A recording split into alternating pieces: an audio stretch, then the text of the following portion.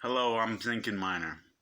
The name is a tongue-in-cheek but reflects my tendency to dig all or most signals even if I know it's junk.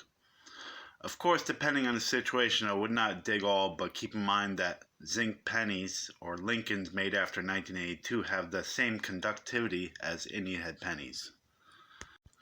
So here's my short introduction. When I was around 5 years old in the late 70s while living in Whitehall, New York, I had a red-orange handled Radio Shack metal detector called the Treasure Finder. This machine was useless in that coin-sized objects only registered when directly touching the coil. It only had two knobs for coarse and fine tuning, which you adjusted to silence the buzz it gave off with no metal present.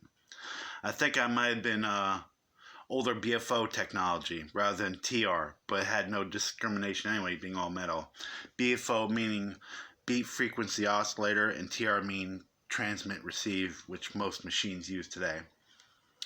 Only finds I remember was from someone's backyard, which I turned out to be part of an automotive repair shop years before. I found only large metal objects like lead plates from car barriers and a grease gun. If I knew then what I know now, I would have put the machine's limitations to better use. Like, we lived in an old house back then. It was like turn of the century, brick. I could have searched the walls and the dirt basement and stuff with that thing. But I didn't know. I was 5 years old. Anyway, years later, living in Paris and New Jersey and in the third grade, the detector interest was rekindled. The school bus would pass a metal detector shop in Saddlebrook, New Jersey called GeoQuest. The sign also had an atomic symbol that said whites on it. I said to myself, one day I'm going to go in there and buy a really good metal detector. It dawned on me that what junk that so-called treasure finder had years before was, that orange handled, red handled nightmare.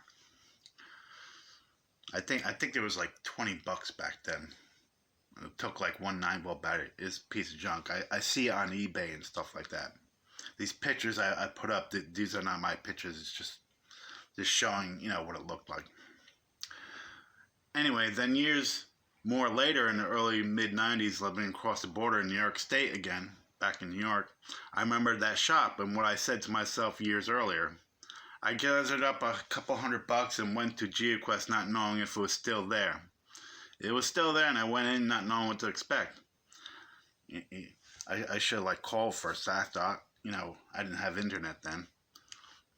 At first, I was looking at the White's needle meter analog machines, and they looked pretty cool. I was like, oh wow, they're very old school. But when I saw the brand new digital Spectrum XLT, I was blown away. I was like, whoa! I did not have enough for it, but they let me put it on layaway, and I took it home about a month later. I paid $700 for it since it was on sale. The XLT served me very well for a little over 20 years till I sold it.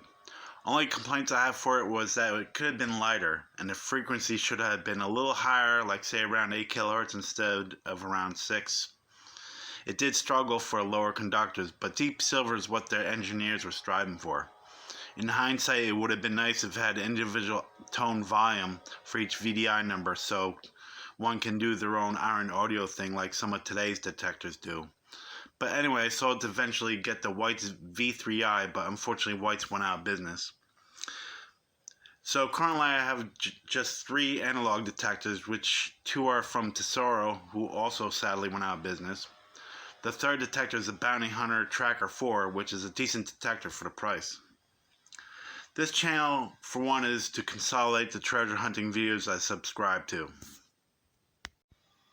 It's also for the occasional video I will make to inform as well as promote the hobby and hopefully benefit the beginner. As of now, I do not picture myself doing live digs and high production videos with drone shots and all the fancy jazz.